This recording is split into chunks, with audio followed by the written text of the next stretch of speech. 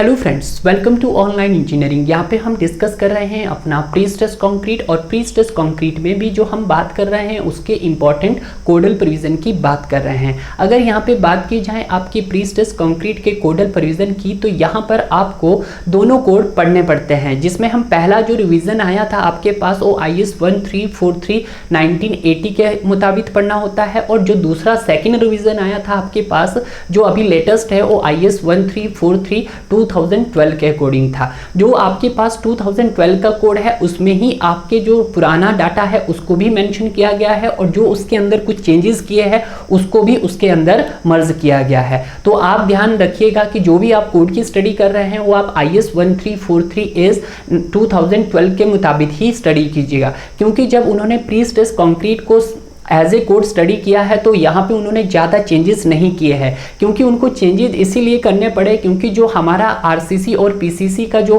Code आया था वो 2000 में रिवाइज हो चुका था। तो 2000 के मद्देनज़र रखते हुए ही हमने अपने प्री-स्ट्रेस कंक्रीट के कोडन में काफ़ी चेंजेस किए हैं, और जो आपके पास कुछ इंपॉर्टेंट चेंजेस थे वो मैंने बताए भी थे कि कुछ आपके ग्रेड में चेंजेस किए गए थे, वो चाहे ग्रेड आपका स्टील का हो या कंक्रीट का हो उसमें चेंज किए थे, फिर उसके क्रीप की वैल्यू में और श्रिंकेज की वैल्यू में चेंज किया था।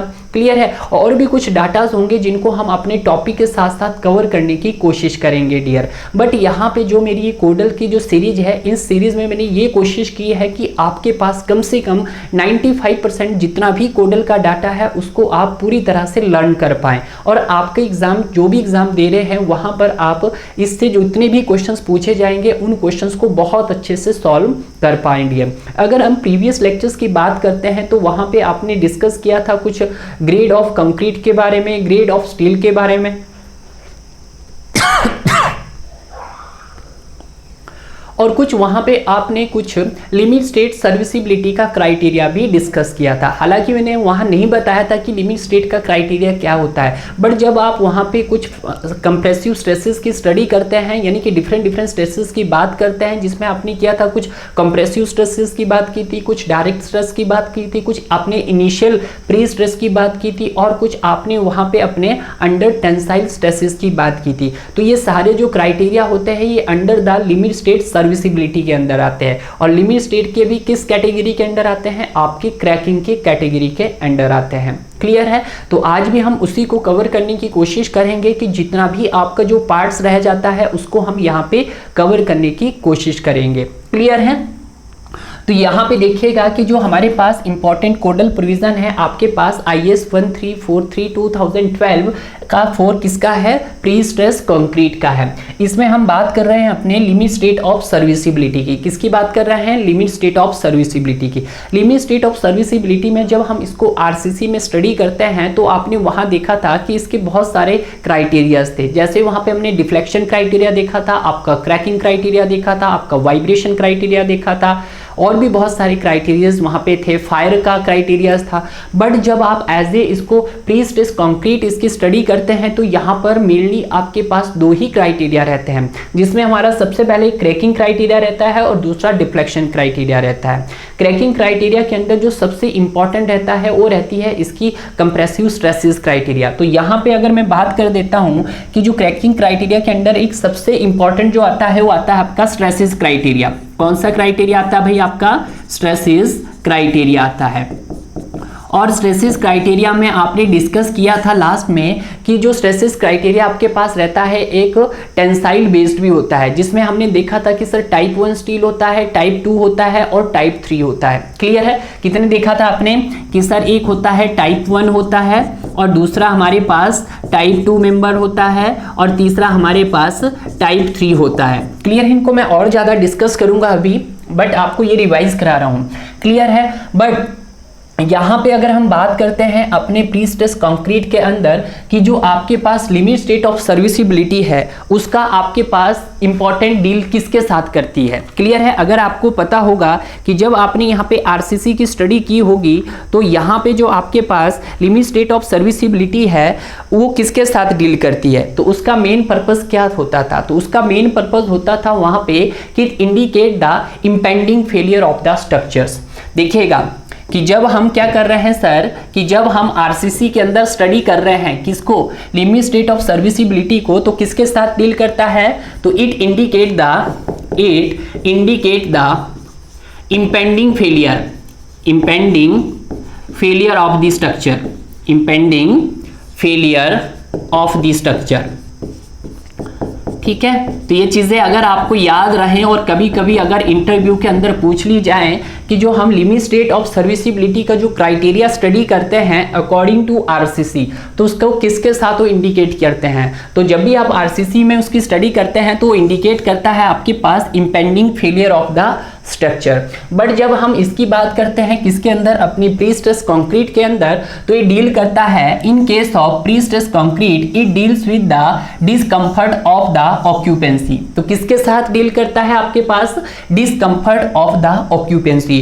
और मैंने एक बार जब पीएसयू में ये क्वेश्चंस काफ़ी बारी पूछा भी गया है, यहाँ पे मेरे 2 से 3 स्टूडेंट ऐसे हैं जो अभी फिलहाल ही हमारे जो आपके पास एनएचआई में जिनका इंटरव्यूज हुआ था, तो वहाँ पे ये कॉमन क्वेश्चंस पूछा गया था कि जो आपके पास लिमिट स्टेट ऑफ सर्विसिबिलिटी का जो क्राइटेरिया होता है, अगर जब हम उसको एज ए आरसीसी स्टडी करते हैं तो आपको क्या इंडिकेट करता है, तो आपके पास क्या इंडिकेट करता है, impending failure of the structure को इंडिकेट करता है। बट सर जब हम उसको अपने पीएससी में पढ़ते हैं, यानी कि प्री स्ट्रेस कंक्रीट के अंदर पढ़ते हैं, तो किसके साथ डील करता है, डिस्कम्फर्ट ऑफ द ऑक्यूपेंसी के साथ डील करता है। क्लियर है, यानी कि deals of discomfort of occupancy का मतलब क्या है, इसका मतलब है कि जो भी आपके पास यहाँ पे स्ट्रक्चरल होगा वो क्या होगा, मेन फंक्शनल होगा आपके पास सर्विस लोड का।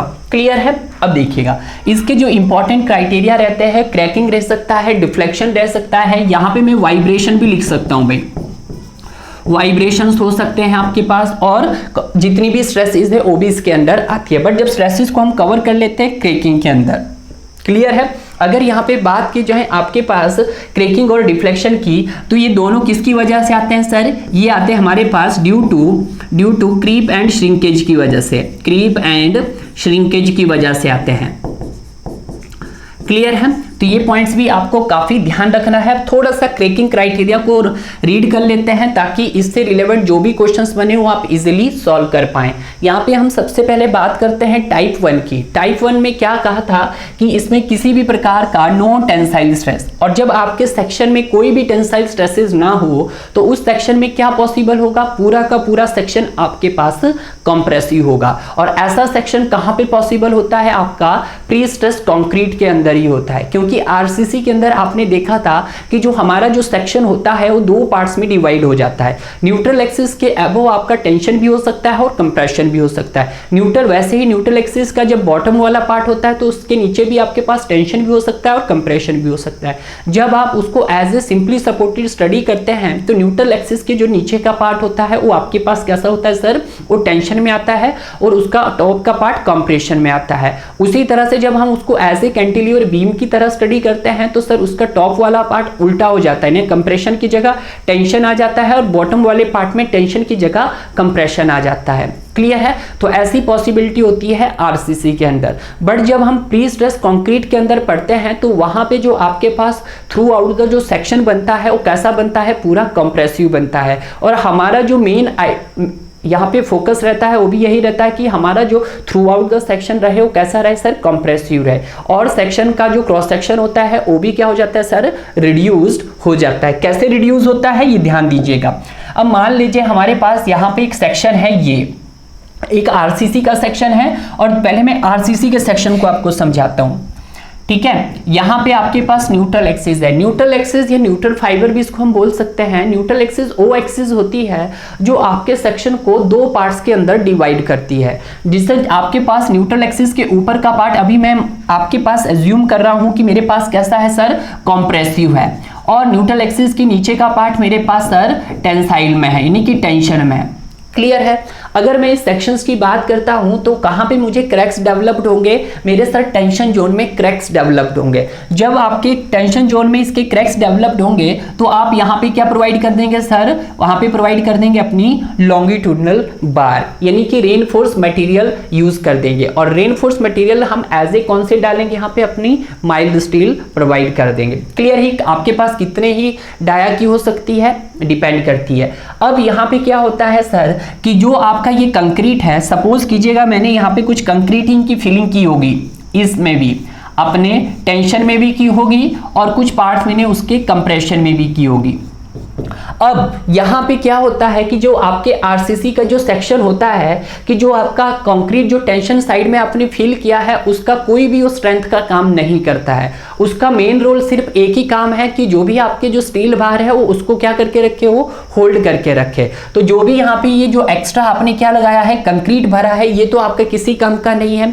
और जब किसी काम का नहीं है तो ये क्या है, यहाँ पे प्री आरसीसी की सबसे बड़ी ड्रॉबैक्स है कि जो आपके pass through out the section उसको हम तब भी कंसीडर नहीं कर रहे हैं जब हमारे पास वो सेक्शन कैसा है सर, आपके पास उसमें हमने कंक्रीट की फिलिंग भी की है। क्योंकि मैंने आपको स्टडी करवाया था पीसीसी। पीसीसी क्या होता है, plane cement concrete. Plane cement concrete क्या होता है सर, जो आपके कंप्रेशन में स्ट्रॉन्ग होता है और टेंशन में वीक होता है। बट जब आरसीसी की बात करते हैं तो आरसीसी में क्या होता है सर, वो आपके टेंशन में भी स्ट्रॉन्ग होता है और कंप्रेशन में भी स्ट्रॉन्ग होता है। बट कहीं ना कहीं ये सेक्शन जो होता है मेरे पास, इसकी जो डायमेंशन होती है वो बिगर साइज की होती है। हमें क्या करना है, हमें इस क्रॉस सेक्शन को भी छोटा करना है। और जो भी यहाँ पे क्रैक्स आ रहे हैं, ऐसा नहीं है कि यहाँ पे टेंशन अपने रेनफोर्स डाल दिया यहाँ पे क्रैक्स नहीं आ सकते। यहाँ पे क्रैक्स की पॉसिबिलिटी बन सकती है कब, जब हमारे पास लॉन्ग स्पेन के स्ट्रक्चर्स हो। और जब लॉन्ग स्पेन के स्ट्रक्चर है तो आप वहाँ पे हम आरसीसी के स्ट्रक्चर्स को अवॉइड करते हैं, आरसीसी के सेक्शन को अवॉइड कर। तो उसको मद्देनजर रखते हुए हमने क्या किया सर, एक सेक्शन बना दिया दूसरा। क्या बना दिया है सर, एक दूसरा सेक्शन बना दिया। और उस सेक्शन में क्या किया हमने ये बोला कि जो सर हमारा ये टेंशन वाला पार्ट है, इस टेंशन वाले पार्ट में जो भी हमारा कंक्रीट है वो किसी काम का नहीं है। तो ठीक है, तो हमने क्या कर दिया सर, ये जो ऊपर वाला पार्ट था उसमें पूरे जोन में हमने क्या कर दी, अपने सीमेंट पेस्ट कर दिया यहाँ पे, यानी कि कंक्रीटिंग की फिलिंग कर दी। ये कौन सा सेक्शन था मेरा, यहाँ पे था दैट इज पीएससी, यानी कि आपके पास प्री स्ट्रेस कंक्रीट का सेक्शन था। अब क्या था, जो अब सर जो यहाँ पे मेरे पास ये टेंशन है और जो मैंने यहाँ पे आपके पास रेनफोर्स प्रोवाइड किया है, यहाँ पे भी मैं आपके पास रेनफोर्स मटेरियल प्रोवाइड करूंगा। बट वो किस फॉर्म में होगा, स्टील टेंडन की फॉर्म में होगा। और स्टील टेंडन क्या होते हैं आपके पास, ये सभी को मालूम है कि सर ये ग्रुप ऑफ स्ट्रैंड होता है। और स्ट्रैंड क्या होते हैं आपके पास, ग्रुप ऑफ वायर होता है। और वायर में क्या होता है आपके पास, डिफरेंट डाया के होते हैं, 2 mm के, 3 mm के, 4 mm के, 5 mm के, 6 mm के, 7 mm के होते हैं। क्लियर है। तो उस कंडीशन में हम यहाँ पे कोड ने कहा कि आपको कम से कम कितने बार प्रोवाइड करना है, कितनी ग्रुप में कम से कम कितने स्ट्रैंड होने चाहिए, कम से कम 4 स्ट्रैंड आपके होने चाहिए। और 4 स्ट्रैंड में आपके पास हर एक स्ट्रैंड में कितनी ग्रुप ऑफ वायर होनी चाहिए, कम से कम 4 वायर होनी चाहिए। तो यहाँ पे मैंने क्या कर दिया, ये मान लेते हैं ये वायर्स की फॉर्म में होगा कुछ इस तरह से।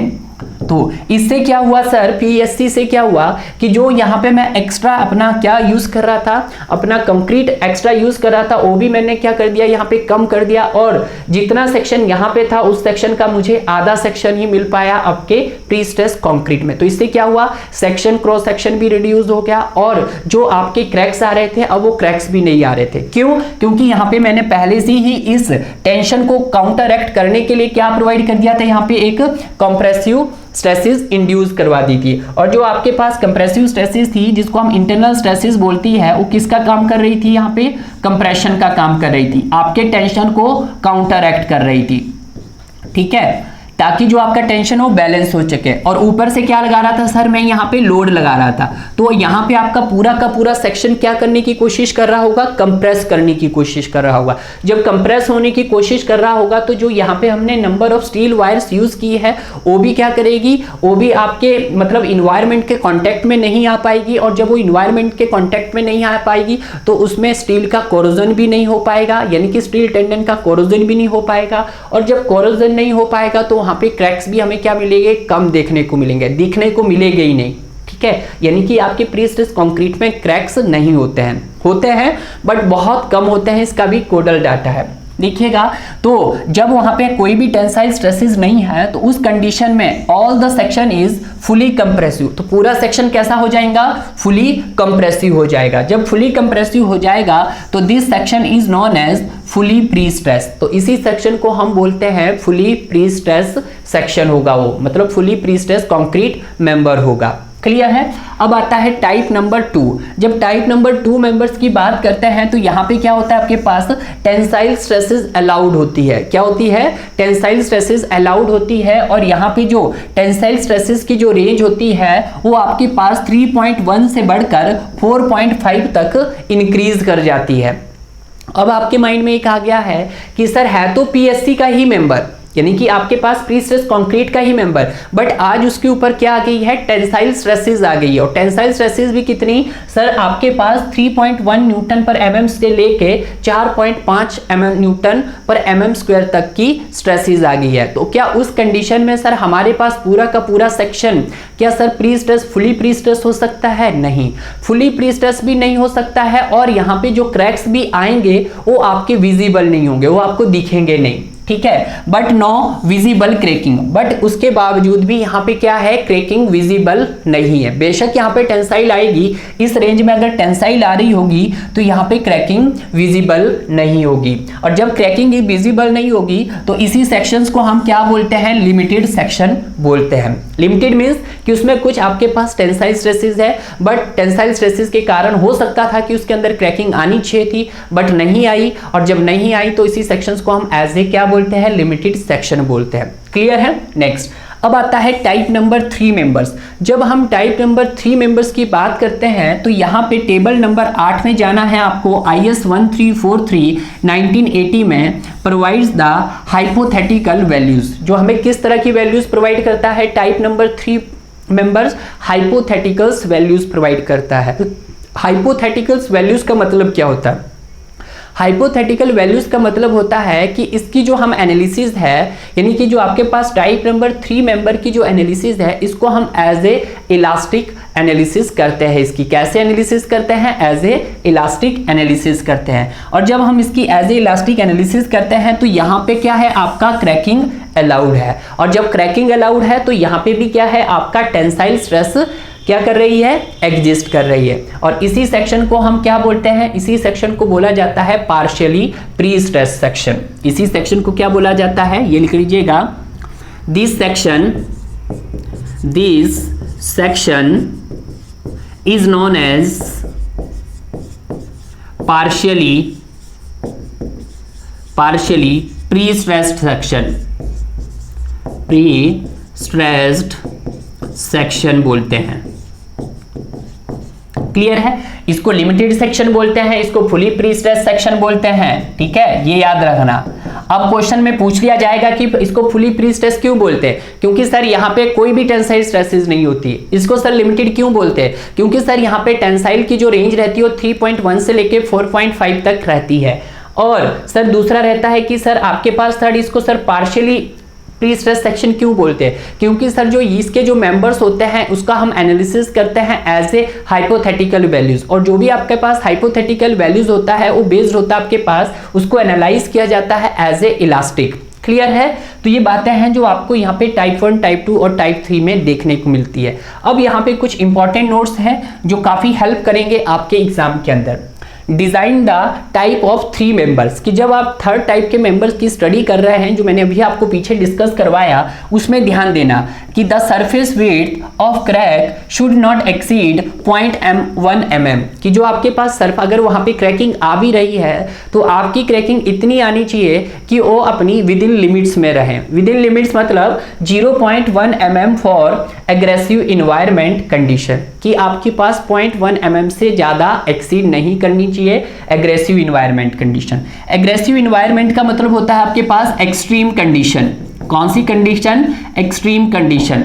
हालांकि जब मैंने आपको यहाँ पे प्रीवियस लेक्चर में वहां पे शायद गलती से मैंने आपको सीवियर कंडीशन बता दिया है, तो आप उसको चेक कर लीजिएगा।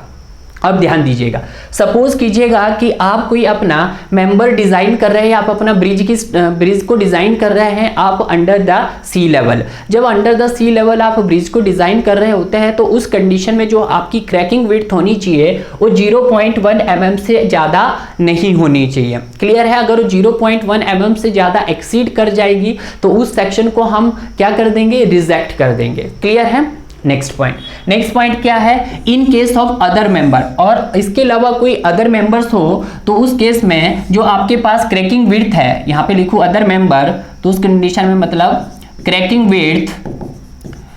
Width should not exceed 0.2 mm for the severe condition. Clear है?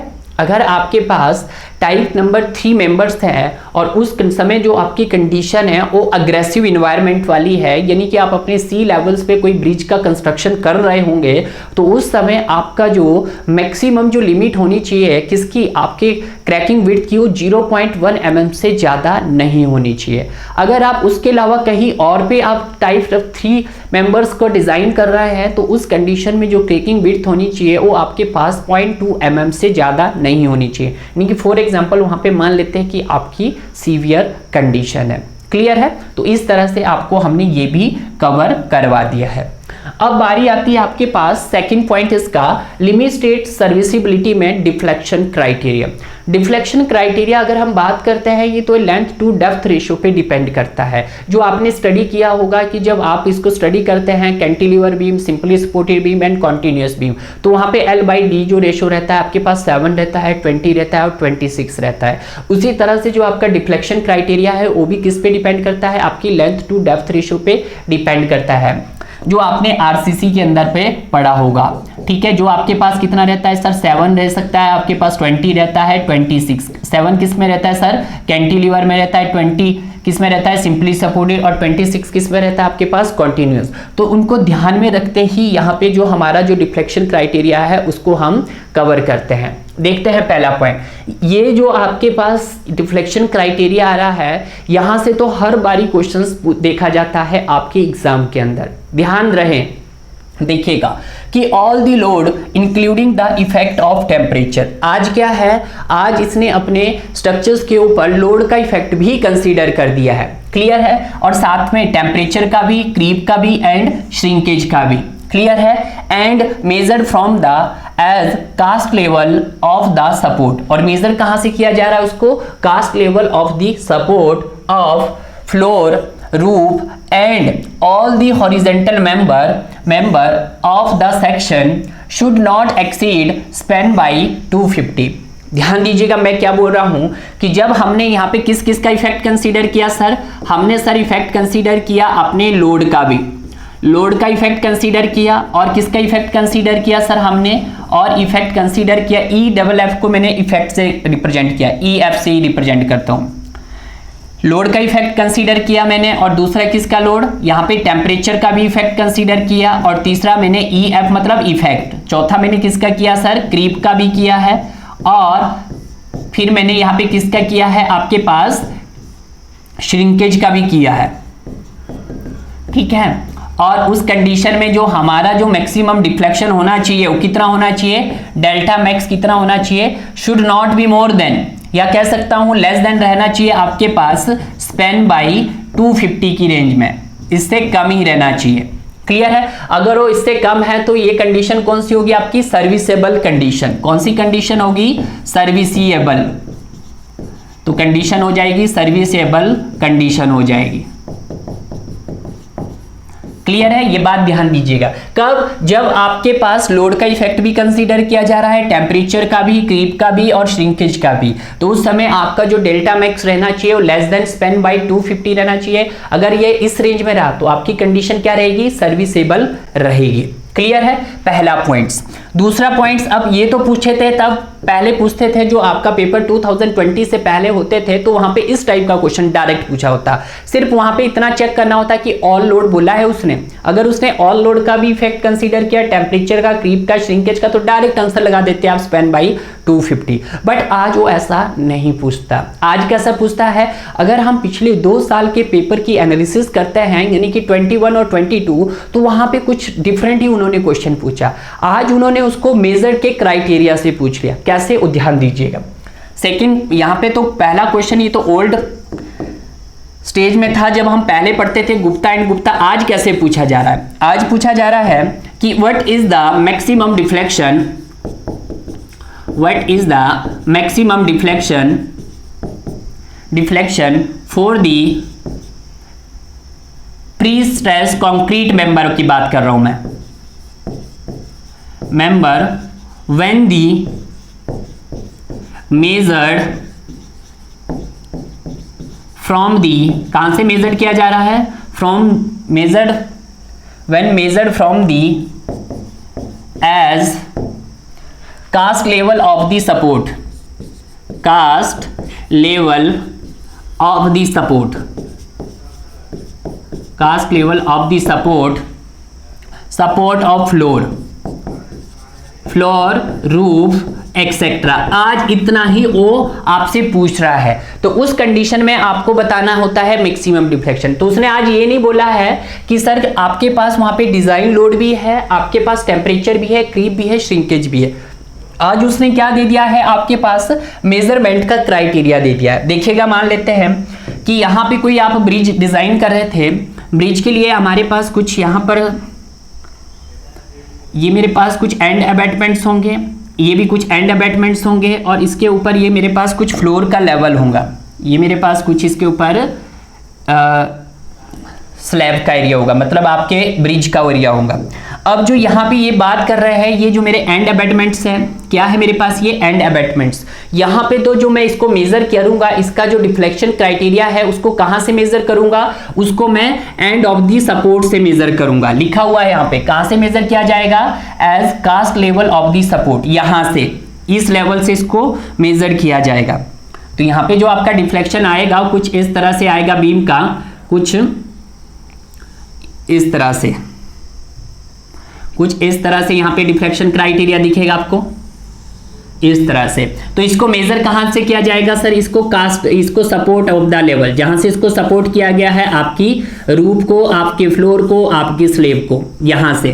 तो यहां से क्या मेजर करेंगे हम, आपका डिफ्लेक्शन क्राइटेरिया मेजर करेंगे। ठीक है, यह है आपका सपोर्ट लेवल। तो यहां पे लिख सकते हैं हम, यह है हमारा सपोर्ट लेवल। ठीक है, और यहां से ही हम क्या मेजर करेंगे, अपना डिफ्लेक्शन मेजर करेंगे। क्लियर है, इसका मतलब है ये।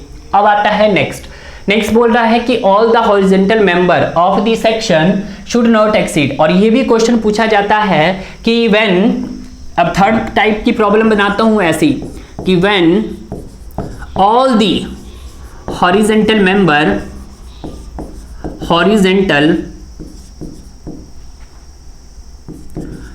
member, all the horizontal member supported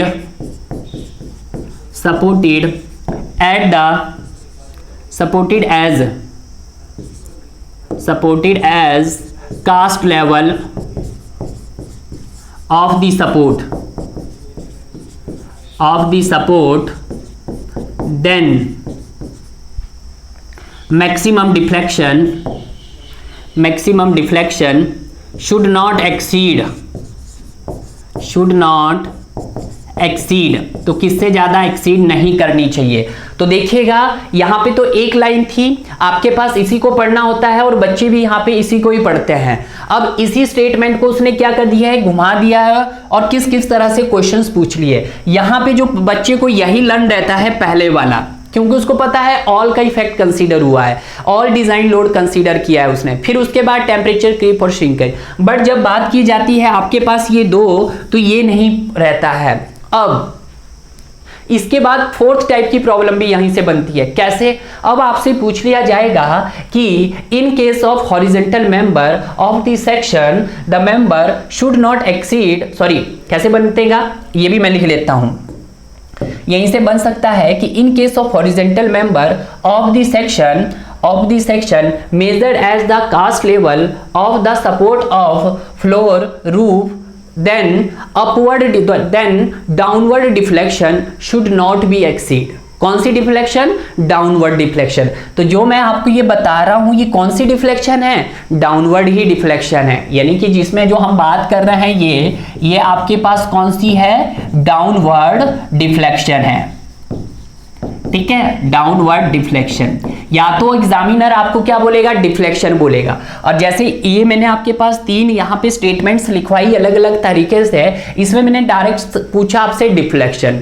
इन्हीं 3 स्टेटमेंट में क्या हो सकता है? डिफ्लेक्शन की जगह क्या पूछ सकता हो? आपके पास डाउनवर्ड डिफ्लेक्शन बोल सकता है। तो याद रखना कि जो आपका पास ये पहला जो क्राइटेरिया है ये आपके पास कौन सा है? डाउनवर्ड डिफ्लेक्शन का क्राइटेरिया है। क्लियर है?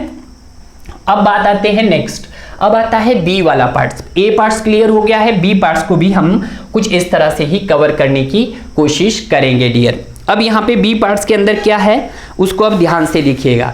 जो बी पार्ट्स में आपने यहाँ पे कवर किया है उसमें लिखा हुआ है द डिफ्लेक्शन इंक्लूडिंग, कि जो आपके पास deflection including the effect of temperature creep shrinkage occurring after erection of partition and the application of finishes should not normally exceed span by 350 or 20 mm whichever is less। इसका मतलब समझिएगा, आज आपके पास क्या दिया गया है? डिजाइन लोड का इफेक्ट कंसीडर नहीं किया गया है, यानी कि आज आपके पास इफेक्ट कौन से हैं सर? इफेक्ट है हमारे पास सर टेम्परेचर का इफेक्ट दिया गया है, साथ में आपके पास इफेक्ट किसका दिया है? आपके पास क्रीप का इफेक्ट दिया है, और साथ में आपके पास श्रिंकेज का इफेक्ट दिया है। किसका? श्रिंकेज का इफेक्ट दिया है। और इसमें हमें कहा है कि जो आपके पास मैक्सिमम डिफ्लेक्शन होगी वो क्या होगी? वो होगी आपके पास whichever is less, whichever is, वो लेस होगी आपके पास किस किस की? आपकी होगी 20 mm और स्पेन बाई 300, स्पिन बाई 350। ये हमारे पास एक सिंपल कंडीशन है जो आपके एग्जाम में काफी इंपॉर्टेंट रहने वाली है। क्लियर है? क्योंकि आज इसमें ऑल डिजाइन लोड कंसीडर ही नहीं किया गया है। क्लियर है? तो ये तो पहले आता था जब आप इजीली करते थे। अब कैसे पूछा जाता है ये देखिएगा। अब यहाँ पे कंडीशन दी जाती है कि जो भी आपका श्रिंकेज अकर कर रहा है वो after the erection of partition, कि जब आपका काम हो चुका है, अब आपका वर्क था जो कंप्लीट हो चुका है, एंड एप्लीकेशन ऑफ फिनिशेस, और आपने उसके ऊपर क्या कर दी है? एप्लीकेशन ऑफ फिनिशिंग कर दिया है। एप्लीकेशन ऑफ फिनिशिंग का मतलब क्या है कि आपने उसके ऊपर या तो प्लास्टर कर दिया होगा, और उस सेक्शन को अच्छा बनाने के लिए, उसकी अपीयरेंस को अच्छा दिखाने के लिए आपने उसके ऊपर कुछ आर्किटेक्चरल ड्राइंग कर दी होगी। क्लियर है? उसी को बोलते हैं यहाँ पे finishes. Should not normally exceed Spain by 350 और 20 mm। तो आज देखिएगा आज कैसे पूछते हैं। आज पूछते हैं कि what is the downward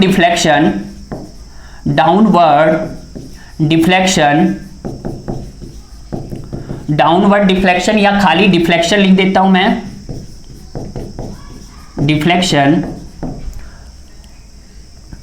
in the after the erection of partition and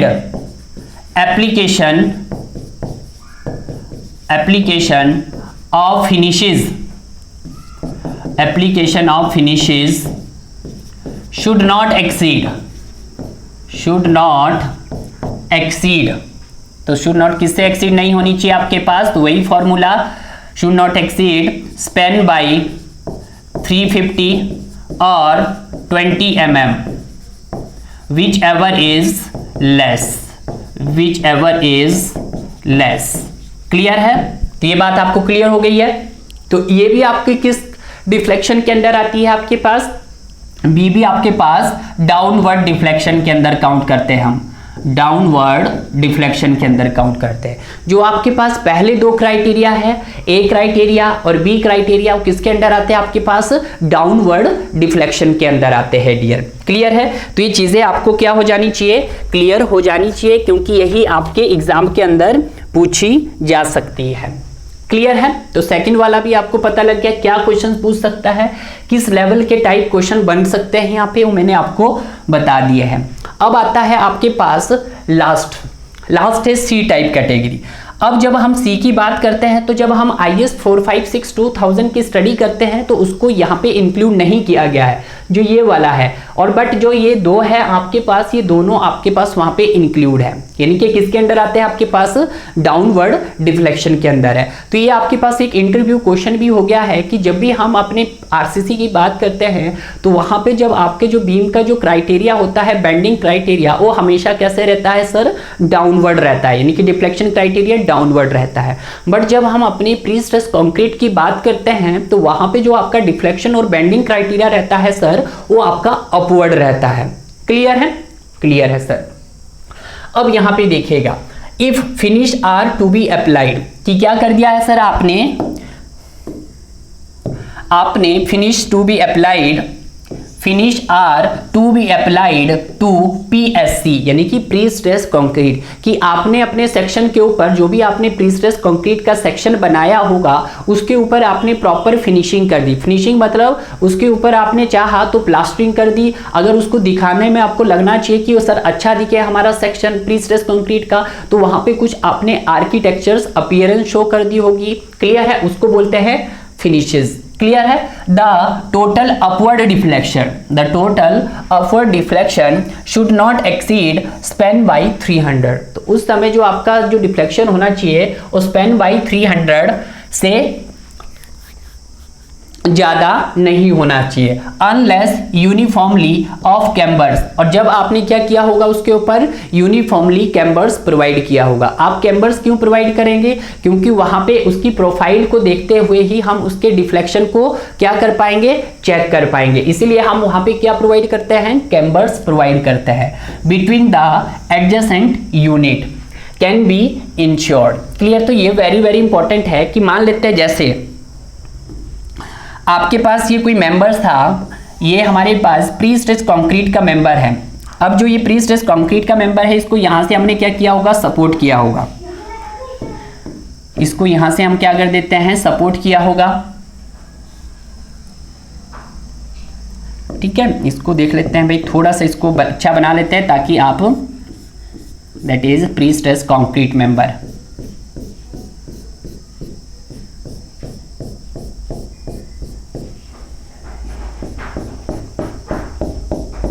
ठीक है, तो यहां पे जो आपका जो पहले से ही प्री स्ट्रेस कंक्रीट का जो मेंबर होगा वो कैसे होगा? आपके पास कुछ अपवर्ड से, कुछ इस तरह से, इसको मैं कुछ इस तरह से बनाने की कोशिश करता हूं।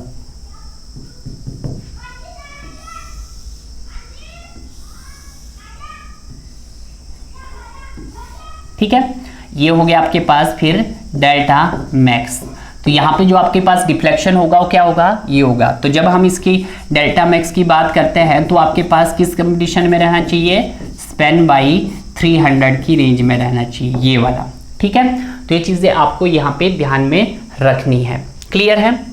अब देखते हैं कुछ इंपॉर्टेंट जो आपके लिए काफ़ी है, spacing for tendons. Spacing of tendons की बात करेंगे तो टेंडन से पहले आपको पता होना चाहिए कि सर वायर क्या होता है। अगर हम वायर की बात करते हैं तो वायर मेरे पास 2 mm का हो सकता है, 3 mm का हो सकता है सर, 4 mm का हो सकता है, 5 mm का हो सकता है, आपके पास 6 mm का हो सकता है, 7 mm का हो सकता है और 8 mm का हो सकता है। वैसे मैंने आपको बताया है। तो वायर से क्या बनाओगे आप? ग्रुप ऑफ वायर से। ग्रुप ऑफ वायर से क्या बनता है भाई हमारे पास? ग्रुप ऑफ वायर से सर बनता है स्ट्रैंड। क्या बनता है? स्ट्रैंड बनता है। और ग्रुप ऑफ स्ट्रैंड से क्या बनता है आपका? ग्रुप ऑफ स्ट्रैंड से बनता है हमारे पास दैट इज टेंडन। क्या बनता है? टेंडन। और ग्रुप ऑफ टेंडन से क्या बनता है मेरे पास? ग्रुप ऑफ टेंडन से बनता है आपके पास दैट इज केबल। ठीक है, ये बात आप सभी जानते हैं। क्लियर है। तो यहाँ पे हम स्पेसिंग देखनी है किसकी, फॉर सिंगल वायर की, कि सिंगल वायर की स्पेसिंग आपके पास कितनी होती है। तो ये आपके पास मैक्सिमम होता है किसका, मैक्सिमम होता है आपके पास 3 टाइम्स ऑफ डी। डी क्या है, डाया ऑफ वायर, डी है आपके पास डाया ऑफ वायर, क्लियर है। और 4/3 times of maximum size of aggregate, clear है। तो इसके बीच में आपने देखना है कि 3 टाइम्स डाया ऑफ वायर और दूसरा देखना है 4/3 मैक्सिमम साइज ऑफ एग्रीगेट देखना है, क्लियर है। अब आती है हमारे पास बात फॉर ए ग्रुप्ड केबल की। ग्रुप्ड केबल मतलब क्या है आपके पास, कि पहले तो आपको केबल पता होना चाहिए कि ग्रुप ऑफ टेंडन आपके पास केबल है। अब ऐसे ऐसे केबल्स आपके पास कितने होंगे, 3 से 4 केबल्स होंगे। 3 से 4 केबल होंगे तो आपके पास उसी को क्या बोला जाएगा, ग्रुप ऑफ केबल्स बोला जाएगा। तो यहाँ पे 2 स्पेसिंग होगी, एक होगी मिनिमम हॉरिजेंटल स्पेसिंग और एक होगी मिनिमम वर्टिकल स्पेसिंग। जब हम बात करते हैं यहाँ पे मिनिमम हॉरिजेंटल स्पेसिंग की, तो ये क्या होता है आपके पास, मैक्सिमम होता है, किसका होता है ये देखना है, ठीक है। ये मैक्सिमम होता है आपके पास, दैट इज 40 mm का plus maximum size of aggregate, maximum size of aggregate plus 20 mm। और एक थर्ड तीसरा भी आप ले सकते हैं कि मैक्सिमम साइज ऑफ केबल, कि मैक्सिमम साइज ऑफ केबल, कि आपने मैक्सिमम साइज ऑफ केबल कितना लेना है। तो इन तीनों के लिए आपको किसको डिजाइन करना पड़ेगा, अपना मिनिमम हॉरिजेंटल स्पेसिंग देना होगा। अब बात करते हैं मिनिमम वर्टिकल स्पेसिंग की। तो मिनिमम वर्टिकल स्पेसिंग आपके पास कितना होता है, 50 mm होता है। कितना होता है भाई, 50 mm, क्लियर है। यहां पे आपने ये मत देखना है, केबल्स वाला नहीं देखना है यहाँ पे, ठीक है, कोई बात नहीं, क्योंकि ये तो फिर इतना ही देखना है आपको। क्या देखना है, 40 mm और maximum size of aggregate plus 20 mm, और मिनिमम वर्टिकल स्पेसिंग देखनी है आपको 50 mm के लिए, क्लियर है। अब बात करते हैं हम अपने फॉर केबल और लार्ज डाया की। किसकी बात करते हैं, केबल्स के लिए करते हैं, कि केबल्स के लिए आपके पास मैक्सिमम स्पेसिंग कितना होना चाहिए, क्लियर है। तो इसके लिए मैक्सिमम स्पेसिंग हमारे पास होना चाहिए, मैक्सिमम होना चाहिए आपके पास 40 mm प्लस आपके पास 5 mm plus maximum size of aggregate, maximum size of aggregate, clear है, मैक्सिमम साइज ऑफ एग्रीगेट। और उसके बाद आप लिख सकते हैं जो भी आपने यहाँ पे maximum size of cable use किया हो, कि तीसरा हो जाएगा आपके पास maximum size of cable, that is maximum size of cable, ठीक है। तो ये चीजें आपको यहाँ पे ध्यान में रखनी है, क्लियर है। क्लियर हो गया। यहाँ पे सिर्फ 2 ही आएंगे आपके पास, 40 mm आएगा और maximum size of aggregate plus 5 mm, 20 नहीं है भाई, ये 5 mm है, प्लस 5 mm, क्लियर है। और मिनिमम वर्टिकल 50 mm और केबल के लिए आएगा आपके पास 40 mm और 5 mm plus maximum size of aggregate और मैक्सिमम साइज ऑफ केबल। तो उसके लिए आप क्या करोगे, उस तीनों का मैक्सिमम देखेंगे और फिर केबल्स की स्पेसिंग आ जाएगी, क्लियर है। तो अब यहाँ पे कुछ इंपॉर्टेंट नोट्स देख लेते हैं जो आपके एग्जाम पॉइंट ऑफ व्यू से काफ़ी इंपॉर्टेंट है। पहला इंपॉर्टेंट नोट क्या है कि जो आपके पास मिनिमम वाटर सीमेंट रेशो रहना चाहिए आपके प्री स्ट्रेस कंक्रीट के अंदर, वो कितना रहना चाहिए, 0.45 रहना चाहिए, किसके अंदर, प्री स्ट्रेस कंक्रीट के अंदर, क्लियर है। ये क्वेश्चंस बहुत बारी पूछा जाता है और स्टूडेंट्स यहाँ पे क्या रहते हैं, कन्फ्यूज रहते हैं, वो प्रॉपर आइडियाज नहीं लगा पाते हैं कि सर जब हम वाटर सीमेंट रेशो जब आरसीसी के अंदर कवर करते हैं तो वहाँ पे कितना रहना चाहिए, और जब हम अपने प्री स्ट्रेस कंक्रीट की स्टडी करते हैं तो वहां पे आपका मिनिमम वाटर सीमेंट रेशो कितना रहना चाहिए। तो आज आपको आइडिया लग गया है कि जो आपके पास वाटर सीमेंट रेशो रहता है प्री स्ट्रेस कंक्रीट के अंदर वो कितना रहता है, 0.45 रहता है। उसके बाद रहती है आपके पास स्लंप वैल्यू। जिस तरह से हम स्लंप वर्केबिलिटी आपकी वहां देखते थे अपने कंक्रीट वाले चैप्टर्स में, उसी तरह से हम यहाँ पे भी देखते हैं अपने प्री स्ट्रेस कंक्रीट के अंदर। और यहाँ पे जो इसकी स्लंप वैल्यू रहती है वो कम से कम आपके पास 75 mm रहनी चाहिए, किसके अंदर, आपके प्री स्ट्रेस कंक्रीट के अंदर, क्लियर है।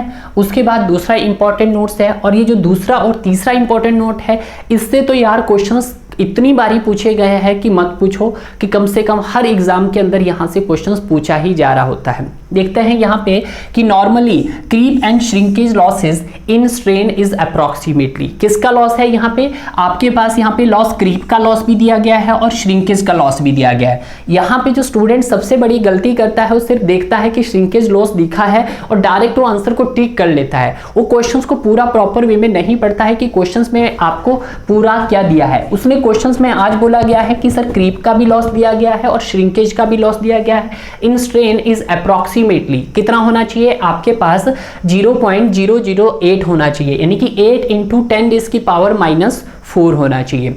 और जब हम क्रीप और श्रिंकेज के लॉसेस को जब प्री स्ट्रेस कंक्रीट के अंदर एक्सप्रेस करते हैं तो उनको एक्सप्रेस किया जाता है ESC strain SC into ESC। अब स्ट्रेन S का मतलब क्या है, श्रिंकेज से है, और C का मतलब है क्रीप, कि यहाँ पे अब आपका श्रिंकेज और क्रीप का जो लॉस है उसको मल्टीप्लाई करना पड़ेगा किससे, आपकी modulus of elasticity of steel wire के साथ। तो यहाँ पे श्रिंकेज और क्रीप का लॉस कितना आ रहा है आपके पास 8 इंटू 10 डेज की पावर -4 आ रहा है। तो आप क्या कर दोगे 8 इंटू 10 डेज की पावर -4 इंटू 2 इंटू 10 डेज की पावर 5। तो यहाँ से आपके पास श्रिंकेज और आपके पास करीब का जो अप्रोक्सीमेट जो आपका लॉसेस आएगा वो कितना आएगा 160 मेगा पास्कल आएगा। क्लियर है। तो यहाँ पे जो क्वेश्चंस का लेवल होता है वो दो टाइप्स का पूछा जाता है। पहला तो पूछेगा कि जो आपके पास जो नॉर्मली जो आपके पास क्रीप और श्रिंकेज की वजह से जो लॉसेस होते हैं वो कितने होते हैं, तो आपको ये देखने को मिल सकता है वहाँ पे 8 इंटू 10 डेज की पावर -4 मिलेगा और दूसरा 3 इंटू 10 डेज की पावर -4 मिलेगा। तो स्टूडेंट वहाँ पे ज्यादातर 3 इंटू 10 डेज की पावर -4 आंसर क्लिक करते हैं, जो गलत कर देते हैं। भाई वो सिर्फ 3 इंटू 10 डेज की पावर -4 तब आएगा जब आपका सिर्फ श्रिंकेज का लॉस है, बट जब क्रीप और श्रिंकेज दोनों का लॉस आ रहा है तो उस कंडीशन में वैल्यू हो जाएगी चेंज, और कितनी 8 इंटू 10 डेज की पावर -4 हो जाएगी। क्लियर है। और जब हम उनको एज ए एक्सप्रेस करते हैं तो इनको एक्सप्रेस किया जाएगा आपके पास स्ट्रेन SC इंटू ES। तो स्ट्रेन S का मतलब होता है श्रिंकेज का स्ट्रेन और C का मतलब होता है आपके पास श्रिंकेज का स्ट्रेन। क्लियर है। तो कितना आ रहा है 8 इंटू 10 डेज की पावर -4 इंटू 2, तो यहां से आ जाएगा आपके पास 160। उसी तरह से अब देखने वाले हैं हम losses pre stress due to shrinkage की वजह से। ओनली जब श्रिंकेज की बात की जाएगी तो जो भी आपके पास लॉसेस रहेगा pre stress due to shrinkage of concrete, तो क्या रहेगा हमारे पास, वो रहेगा हमारे पास दैट इज, उसको यहां पे लिख देते हैं, वो रह जाएगा 3 इंटू 10 डेज की पावर -4 रह जाएगा, यानी कि उसको हम बोल सकते थे 0.0003 लिख सकते हैं। क्लियर है। बट जब सर हम इसको एक्सप्रेस किया जाता है तो यहाँ पे जो स्ट्रेस ऑफ लॉसेस बनता है आपका किसके कारण, आपके श्रिंकेज के कारण, तो ये बन जाता है स्ट्रेन S। स्ट्रेन S का मतलब है यहाँ पे श्रिंकेज का लॉस इंटू ES। तो स्ट्रेन क्या है हमारे पास 3 इंटू 10 डेज की पावर -4 है, इंटू ES क्या है मॉडुलस ऑफ इलास्टिसिटी, या तो आप स्टील वायर बोल दो या फिर खाली स्टील बोल सकते हैं। तो कितना है 2 इंटू 10 डेज की पावर, तो यहाँ से जो आपका आंसर आएगा वो 60 मेगा पास्कल आएगा। हालांकि जो ये आपके पास 160 और 60 है ये पिछले 2 सालों में जब हमने पेपर की एनालिसिस की है तो वहां पर अब ऐसे नहीं पूछा जा रहा क्वेश्चंस। कैसे नहीं कि आपको डायरेक्ट नहीं पूछ रहा हो कि क्रीप और श्रिंकेज लॉसेस कितने होते हैं, तो वहां पे हम डायरेक्ट आंसर लगाते थे अपना 8 इंटू 10 डेज की पावर -4। बट आज कुछ उनको एक्सप्रेस की फॉर्म में पूछा जा रहा है, और जब एक्सप्रेस की फॉर्म में पूछा जा रहा है तो आपके पास क्रीप और श्रिंकेज के जो लॉसेस आएंगे कितने आएंगे 160 मेगा पास्कल आएंगे, और जब बात करेंगे ओनली श्रिंकेज की तो आएगा 60 मेगा पास्कल। तो ये चीज आप काफी ध्यान दीजिएगा। क्लियर है। नेक्स्ट इंपॉर्टेंट पॉइंट्स है आपके पास, ये भी काफी इंपॉर्टेंट है, यहाँ पे भी स्टूडेंट बहुत कंफ्यूज रहते हैं कि जो loss of pre stress due to shrinkage of concrete रहता है उसको एस्टिमेट कैसे करते हैं हम, उसको एस्टिमेट किया जाएगा आपके पास दैट इज श्रिंकेज के कारण जो लॉस आया आपके पास इनटू ES, जिसमें हम बात करते हैं इसके दोनों की, किस किस के, इसके प्री टेंशनिंग सिस्टम की भी और पोस्ट टेंशनिंग की। जब हम प्री टेंशनिंग की बात करेंगे तो ये वैल्यू हो जाएगी आपके पास 3 इंटू 10 डेज की पावर -4, यानी कि इसको हम क्या लिख देंगे 0.0003 लिख देंगे। बट जब आप पोस्ट टेंशनिंग की बात करते हैं तो पोस्ट टेंशनिंग में हमारे पास ये कितना हो जाता है 2 इंटू 10 डेज की power -4 divided by natural log 10 is T+2। T क्या है यहाँ पे आपके पास, ये एज ऑफ कंक्रीट है, ट्रांसफर दी T डेज। क्लियर है। तो इस तरह से आपके पास जितने भी यहाँ पे इंपॉर्टेंट कोडल प्रोविजन थे आपके एग्जाम पॉइंट ऑफ व्यू से, उनको हमने बहुत अच्छे से कवर किया है। क्लियर है। तो जितने भी यहाँ पे जो आपके पास प्री स्ट्रेस कंक्रीट के कोडल प्रोविजन का IS 1343 1980 के मुताबिक और IS 1343 2012 के अकॉर्डिंग आपके पास ऑलमोस्ट यहाँ पे 3 वीडियोस बने हैं। उन 3 वीडियोस को बहुत अच्छे से एनालाइज कीजिएगा और उनके अच्छे से नोट्स बनाइएगा और इन वीडियोस को आप कम से कम 2 से 3 बार सुनिएगा, ताकि आप जब भी अपने एग्जाम को देने जाओ तो अगर प्री स्ट्रेस कंक्रीट से अगर कोई क्वेश्चंस पूछ लिया जाएगा तो आप उनका आंसर सही से दे पाओ। क्लियर है। अगर कुछ यहाँ पे कोडल का डाटा रह भी जाता है, हालांकि अगर मैंने यहाँ पे बात किया है आपके पास 95 और 96% कोडल का डाटा था वो यहाँ पे कवर हो गया है, जो आपके मोस्टली एग्जाम के अंदर पूछा जाता है। बट उसके बावजूद भी कुछ कोडल्स के जो डाटा है वो जो रह जाते हैं उनको मैं टॉपिक के साथ साथ कवर करने की कोशिश करूंगा डियर। क्लियर है। तो मिलते हैं अब अपने लेक्चर्स में जहां पे हमारा प्री स्ट्रेस कंक्रीट की कंटिन्यूअस सीरीज चल रही है। और इस तरह से आज जो था हमारा वो इंपॉर्टेंट कोडल प्रोविजन का पार्ट्स यहाँ पे कंप्लीट हो जाता है डियर। तो ओके गाइस।